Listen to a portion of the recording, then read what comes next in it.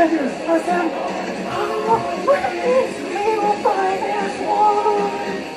Till the battle's won! We have evil on the run! And never come undone! Assemble, we are strong! Forever fight as one! Assemble, we are strong! Forever fight as one!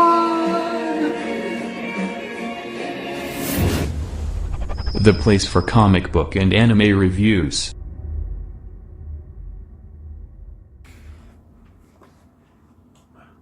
Hello you guys, welcome back to Brevin Campbell 12's YouTube channel, page for all your comic book and anime reviews.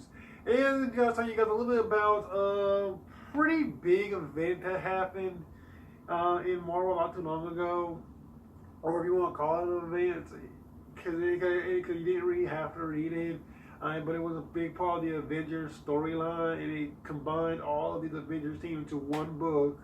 And it was called Avengers No Surrender. So when this book was coming out, I kind of didn't really get it because, well, for one, I wasn't really reading it mostly because, for one, I was kind of burnt out on all these big, humongous crossover events. Really, at this point. We just had Secret Empire, had just ended out, and I really didn't want to get into like an event that might possibly be controversial, because we know like a lot of Marvel events have been late at that point in time. So it was a bit like trepidation of getting into this and wondering if it was gonna be any good or not.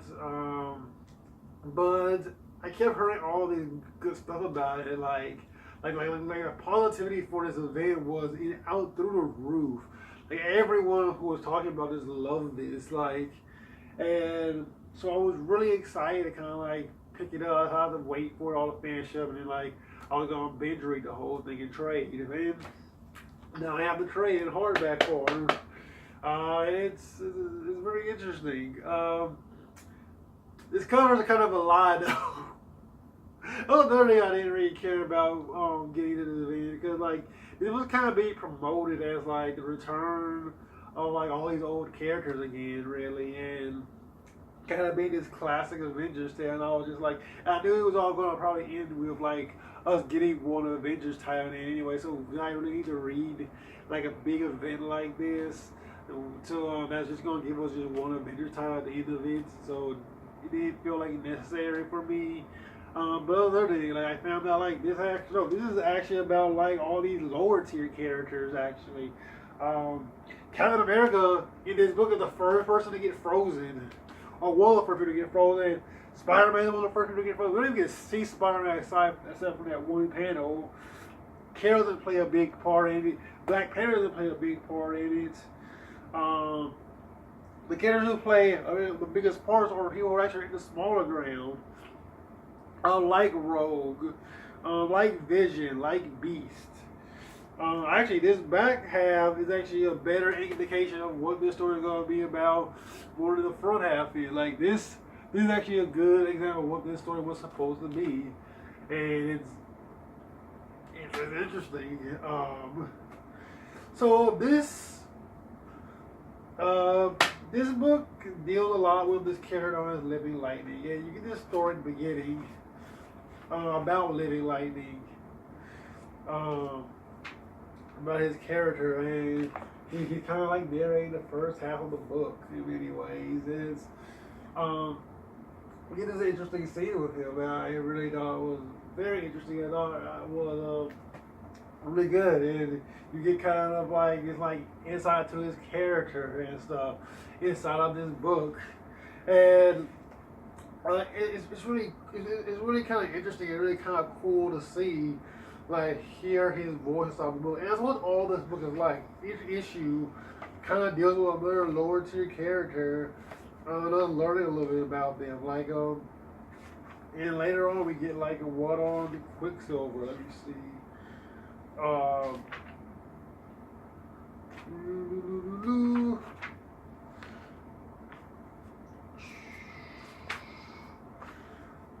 See what we got.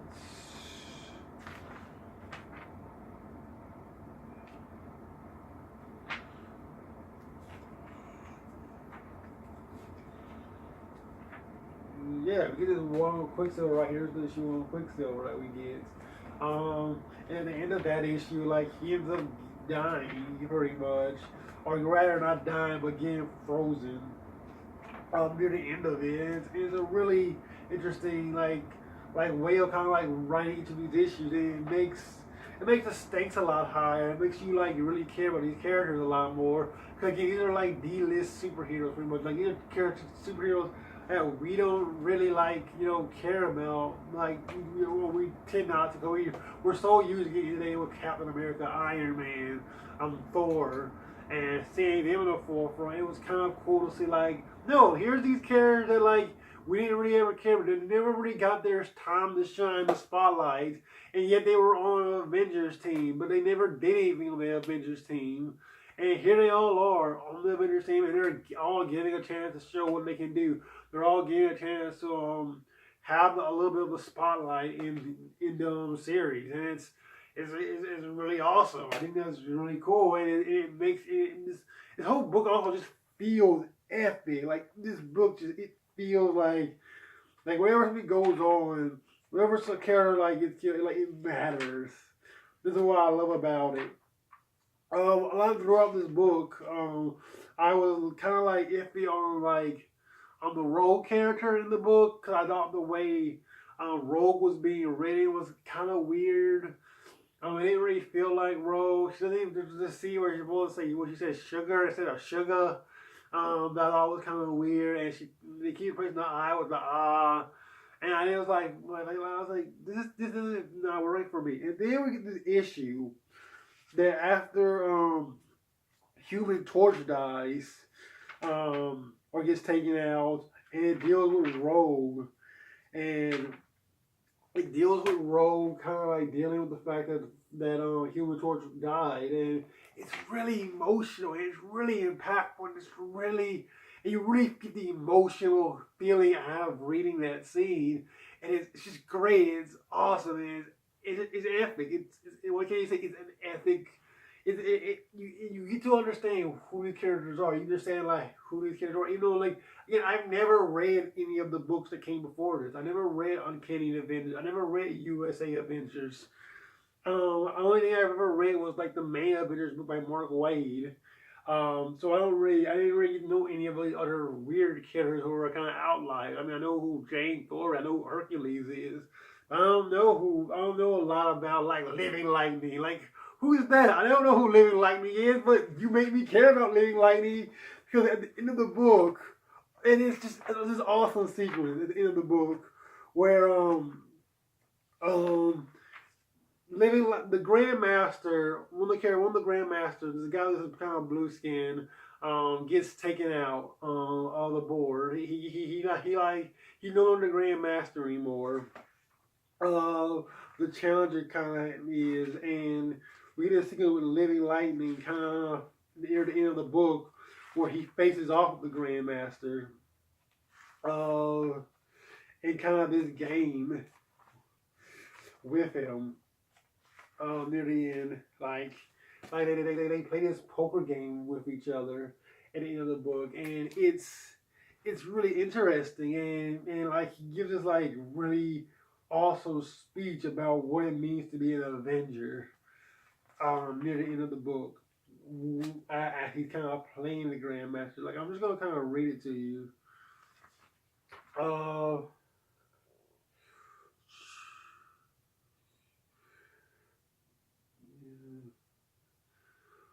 That's what I am betting here. The mass of red I just made, bigger than a planet, is nothing. This isn't about being the winner. It's not for the glory. We don't care about if we're remembered. Because it doesn't matter if anyone knows what the good you do, so long as the good is done. That's what being an Avenger is. That's what he'll never know. And you get to see him like the ground kind of like folding at the end of the book, where he's just like this kid was willing to bet so much, like even his own reputation on the line for to save people pretty much. Like even if no one remembers who he is, It's this great feeling of this book, and it's like it's just epic. That's the reason that's why I can explain the book. It's an epic like tale. There's also this great the issue with the Hulk in this book is freaking awesome. When the Hulk returns, like that was one of the like most savagey things I've ever seen, because you get like Hulk facing off with General Raw, who's now Red Hulk, and like he crushes Red Hulk in the book. Like he did, like when you see like Red Hulk fall, to the Hulk, it's like it is amazing like moments,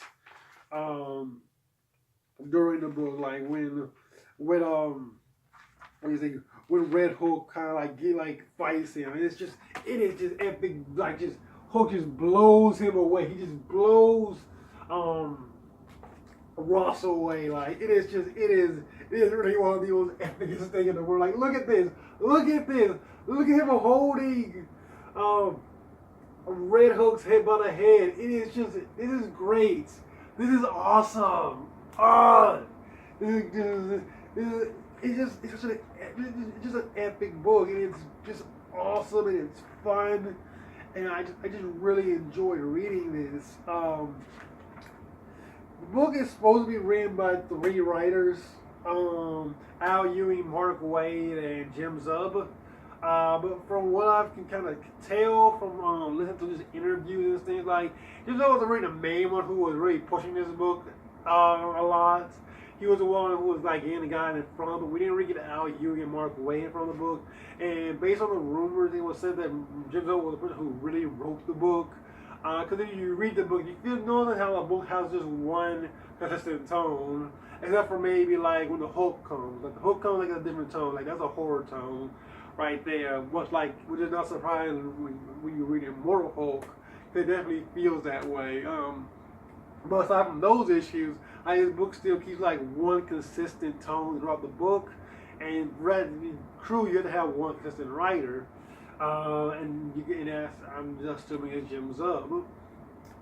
So I don't know how much Mark Waid did in this book either. Like, I'm sure he had to have given something to the book though.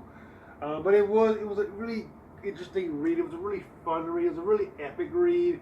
I really enjoyed this book. It was really good, and it's really awesome, and just highly recommend this. Highly recommend Avengers No Surrender. You get a really good idea of the characters. You get a really good idea of the storylines that are going on in it for, and it is awesome.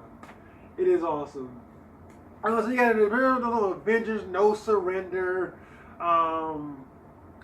Little customer you guys are about Avengers No Surrender, and I will catch you guys later.